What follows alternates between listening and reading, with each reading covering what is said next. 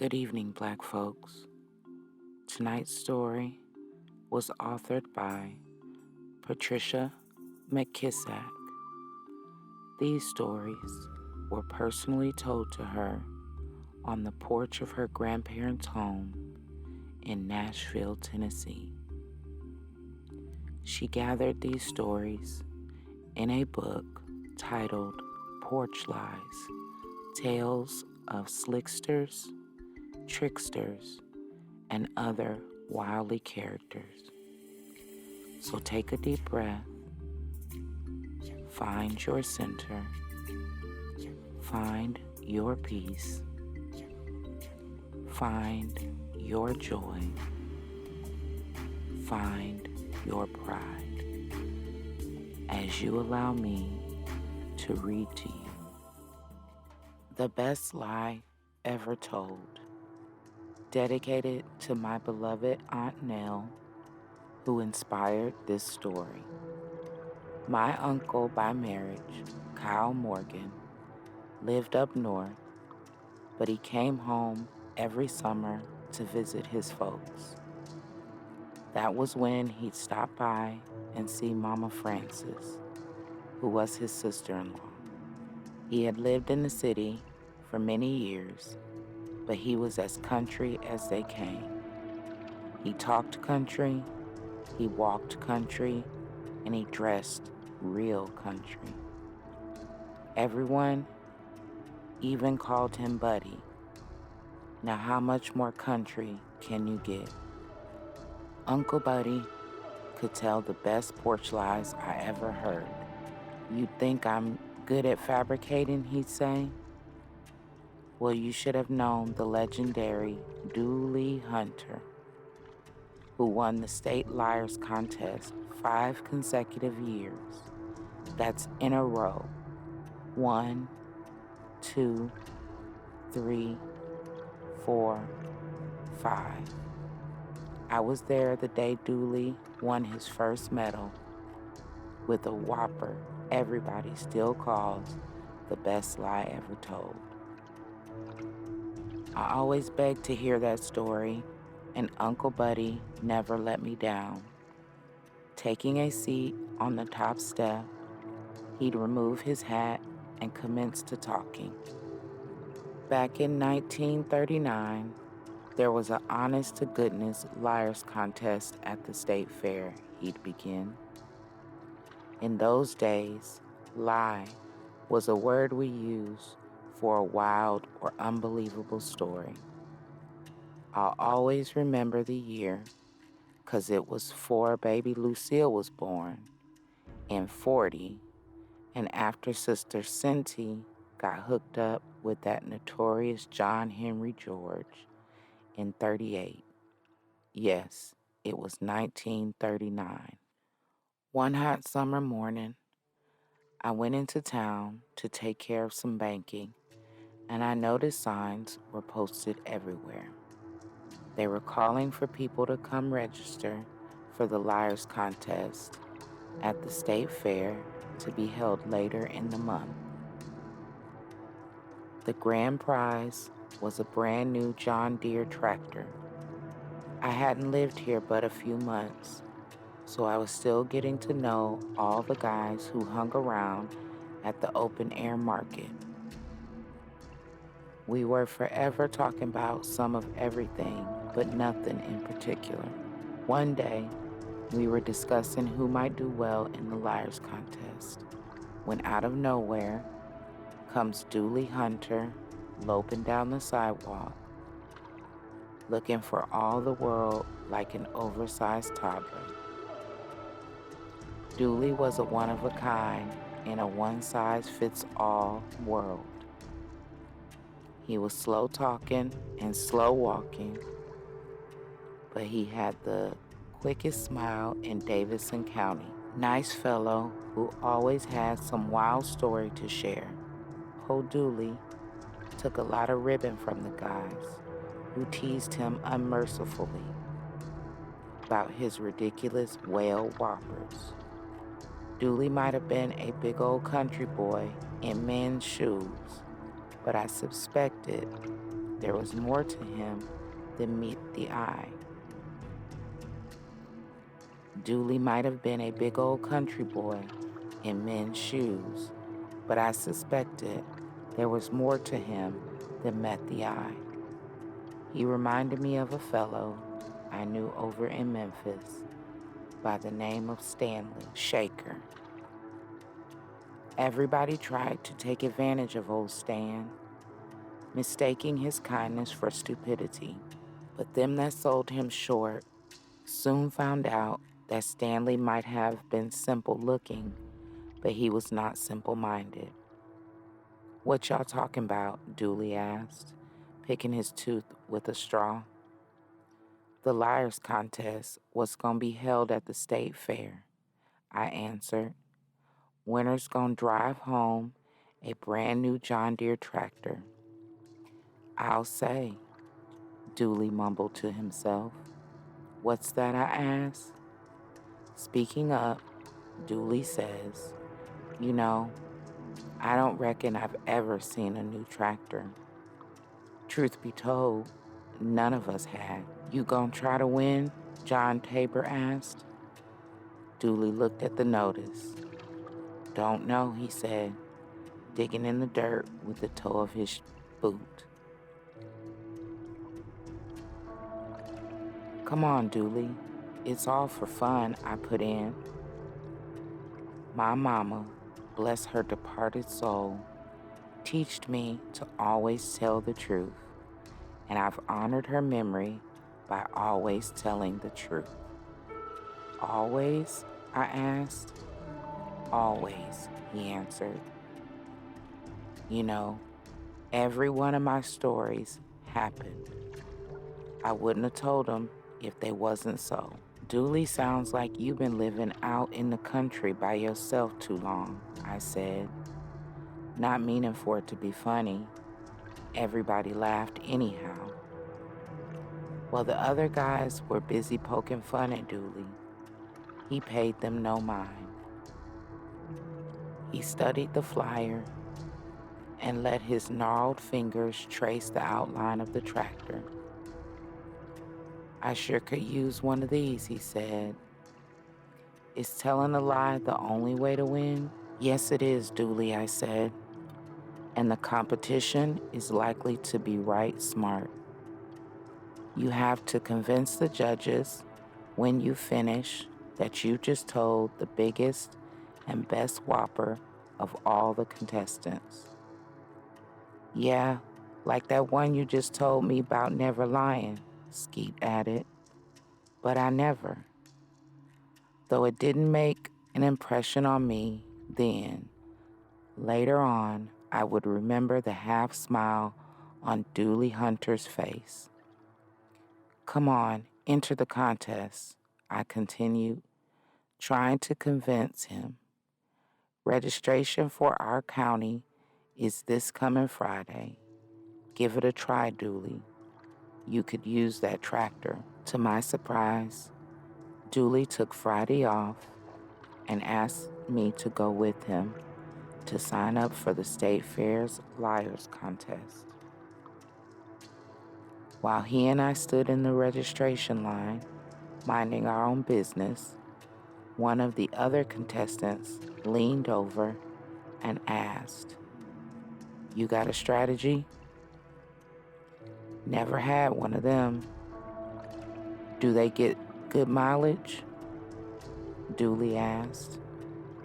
At last, me and Dooley came to a young woman who was seated behind a desk. It was Clara Lewis, a round young lady with bright eyes and a voice that sounded like she was singing when she talked. She smiled, and Dooley looked at her like she was a piece of heaven come down to earth in a gingham dress. He fumbled with his hat and shifted his weight from one foot to the other, while all the time Clara was blushing. "Name? Address?" she asked in her sing-song style. Dooley must have been so taken with Clara that he was struck dumb. I had to answer for him. When I'd finished, Clara handed Dooley a form to fill out, front and back. This here is so when the announcer introduces you, he's got something to say, she explained in the key of C. Then she batted her eyelashes and smiled. I hope you win, Dooley Hunter. Honest, I do. It took Dooley the good part of an hour as he struggled through the forms all the way to the end.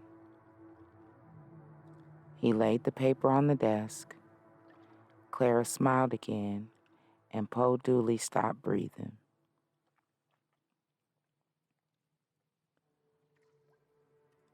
I poked him in the side, and he sucked in a mouthful of air, sputtering and coughing the way a drowning man grasps for breath. Clara giggled. She looked over the form, then said sweetly, "You gonna tell a good story?" "No, ma'am, Miss Clara," he said, grinning. "I ain't gonna say much of nothing." Much of nothing? Clara smiled again and winked. "Oh, come on.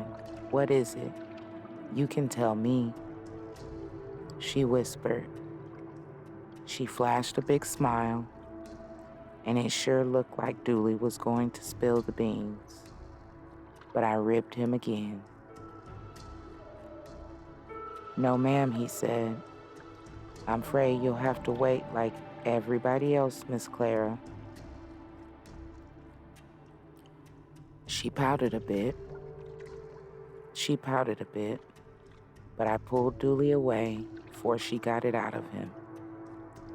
Even so, Clara rushed off to tell her friend Margaret Jane, who told Cora Lynn, and before long, it was all over the county that Dooley Hunter planned on winning the state liars contest by saying not much of nothing.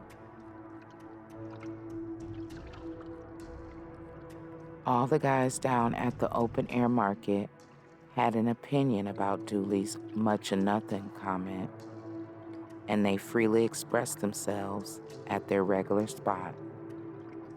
"I hope Dooley's got a plan," said John, guzzling down a big RC. "What do you suppose is on his little pea brain?" added Blue Jackson, another one of the guys. "Dooley knows he's got to come up with a doozy to win against the kind of competition he's got."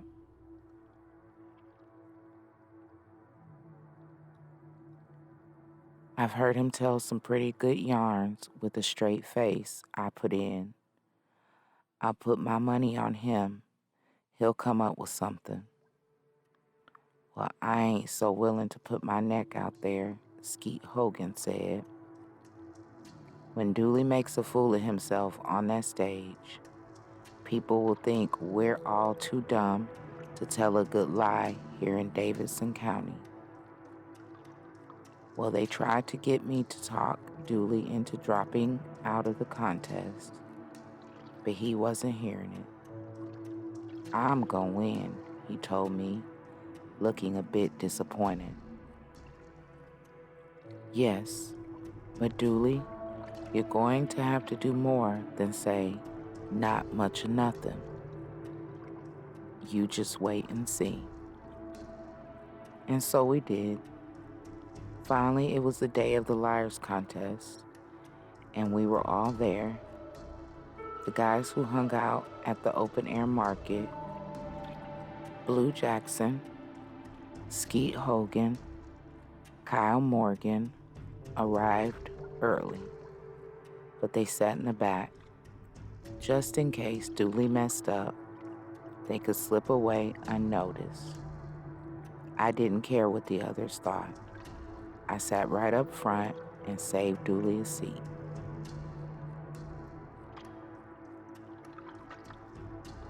There was a spillover crowd at the tent when Dooley showed up, clean as you please.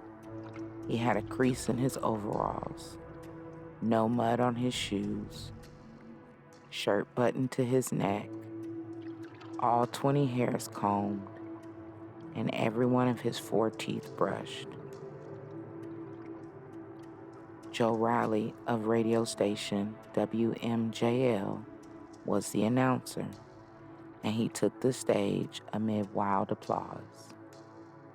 Dooley closed his eyes and cheered. "Why are your eyes closed?" I asked. I always listen to Joe Riley. It's hard for me to listen and look at him at the same time. Joe Riley introduced the 6 judges, and the contest began. The first line contestant was Forrest Jackman from Watertown in Marion County. He told a fish tale, you know, the one about the big fish that got away. Very predictable. "Once I caught a catfish down in the bottom," Dooley whispered to me. "Thing was so big, I ate off of it for 3 days." He shook his head. "And that's the truth, except nobody ever believed me when I told him. Somebody shushed him, and he had to be quiet."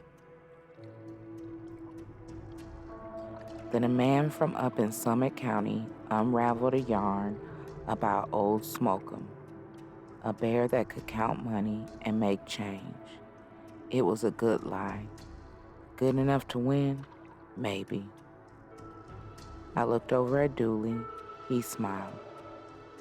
"Funny thing, a bear once came in my house, sat down to the table, and ate pancakes like a man, then got up, wiped his mouth with a napkin, and left out the back door."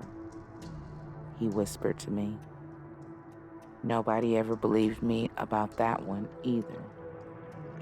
"Really?" I said, thinking maybe Dooley is going to do fine in his contest. Next, Thomas Bowman from over in Monroe County told a story. "One day, I skipped school to go fishing," he began, "but I met a talking snake on the way. 'My name is Coach Whip,' the snake said.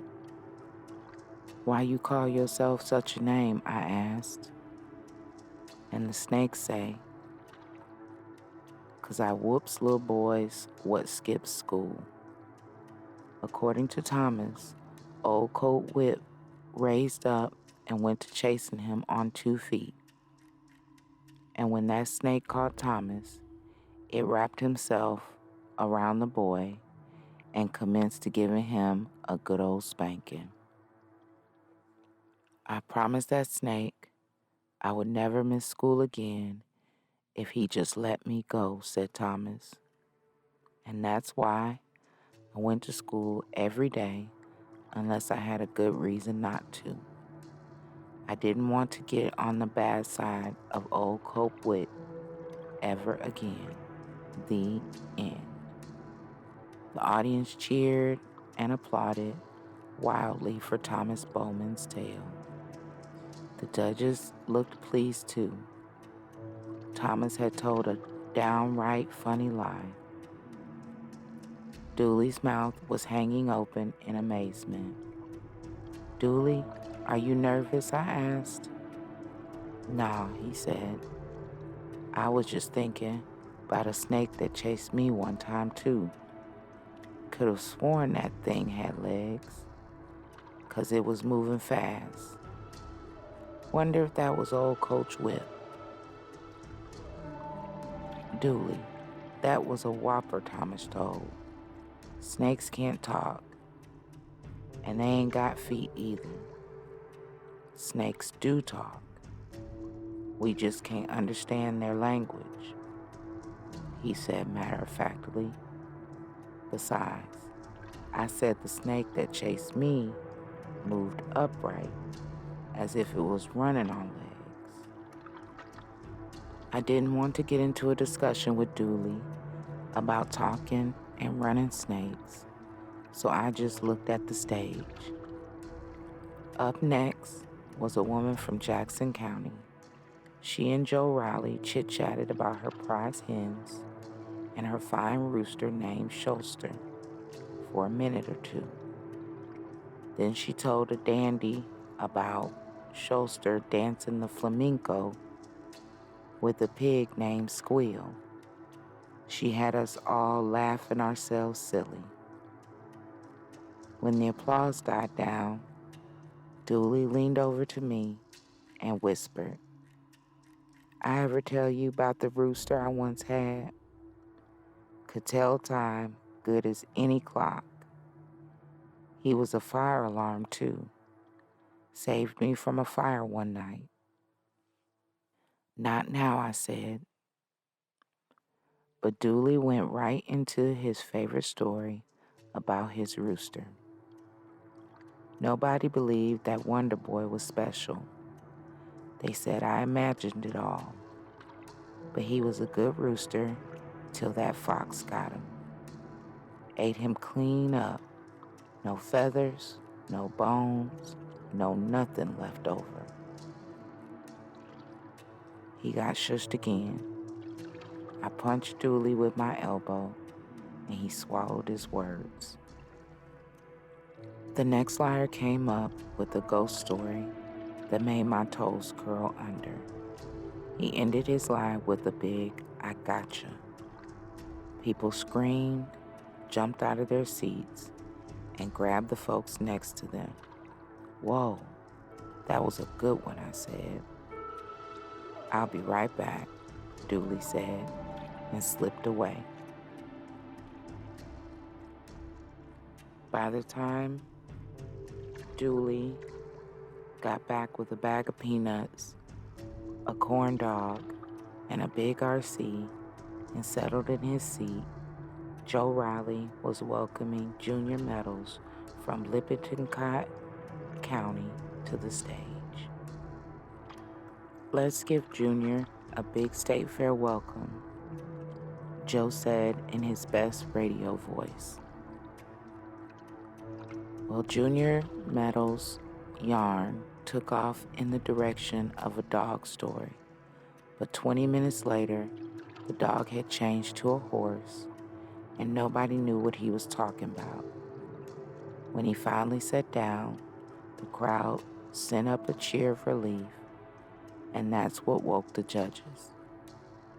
The audience suffered through 3 or more bad contestants, and by then, people were getting a little tired and unruly. Joe Riley held up his hand to gain control. "I know you're restless, folks, but we have one more liar to go. Come on up here, Dooley Hunter from Davidson County." Dooley took a deep breath and eased on up on stage like he was climbing the gallows. I seemed to be the only person from Davidson County who was cheering. I really whooped it up, whistling and hollering. "I'm behind you, Dooley," I shouted, figuring he had as much chance to win as any of the others. "I see you brought along a friend," said Joe Riley. Everybody laughed. I tried not to think of what might happen if Dooley did something really dumb. The boys at the open-air market would never let him forget it, and they'd tease me about being silly enough to support him. I swallowed hard as Dooley stumbled to center stage. Joe put his hand on Dooley's shoulder. "Tell me, Mr. Hunter," he said. But Dooley cut him off.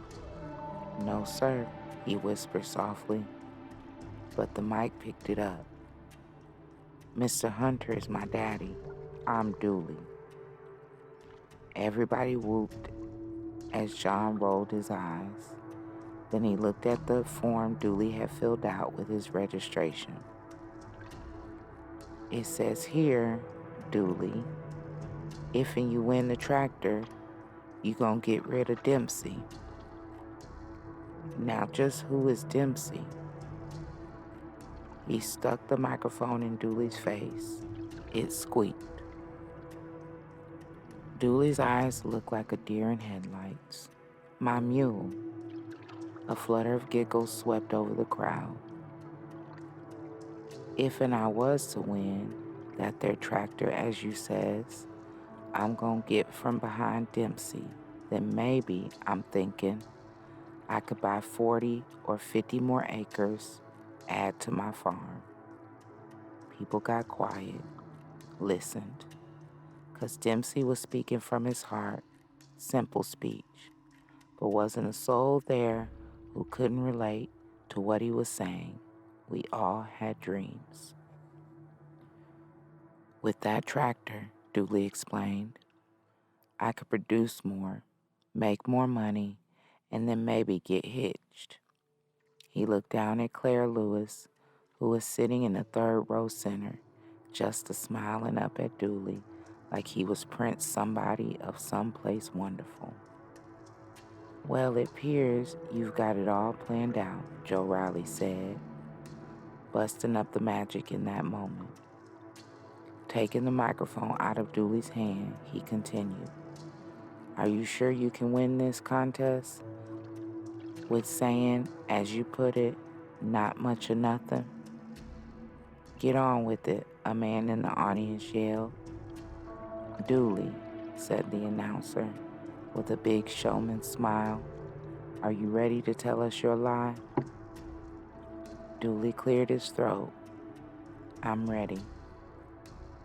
Joe put the mic on the stand and stood Dooley in front of it, then jumped right in. Dooley started to speak, but the microphone squeaked again and squawked. People giggled and sniggled some more. Dooley looked like a lump on a log. Say something, I whispered loudly. I'm with you, Dooley, shouted Claire Lewis. As if shocked out of his daze, Dooley looked right at Clara and said in a loud voice, I ain't never told no lie before, and he stepped away from the microphone. The tent full of noisy people fell silent. Every eye was on Dooley Hunter. I ain't never told no lie before. That was it? Is that it? Joe Riley asked, looking surprised. That's it, Dooley answered. Suddenly, Skeet in the back of the room leaped to his feet. That's a lie, Dooley Hunter, and you know it. You remember that time you told me that story about a dog you had that could make a fire in the fireplace like a natural-born man? Now you know that was a great big lie.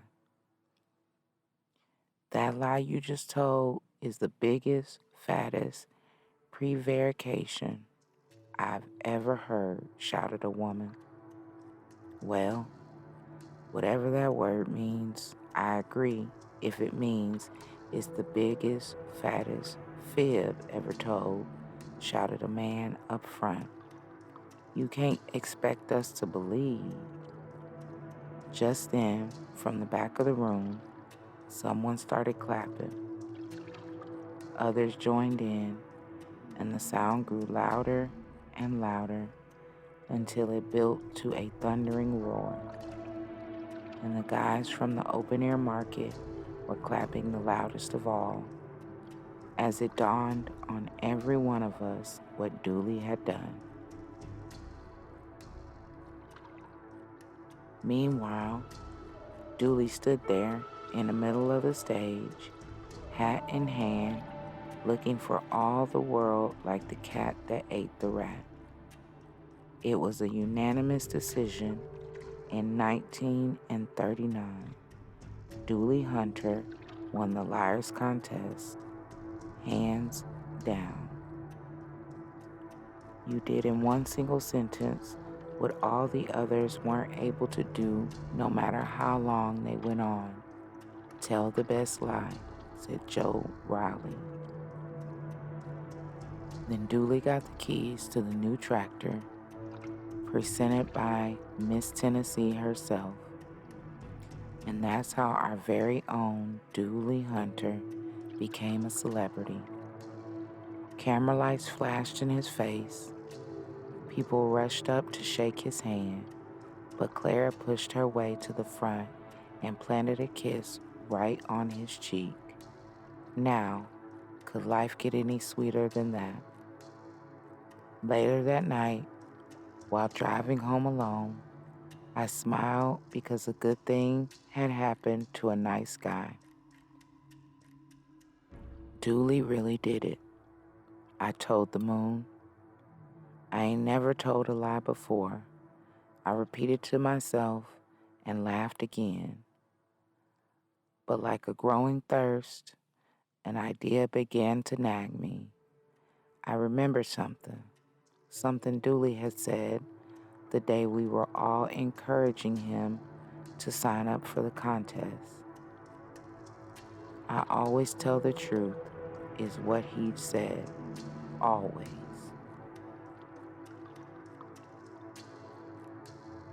I pulled the car over to let the idea really take shape. Was Dooley playing with us?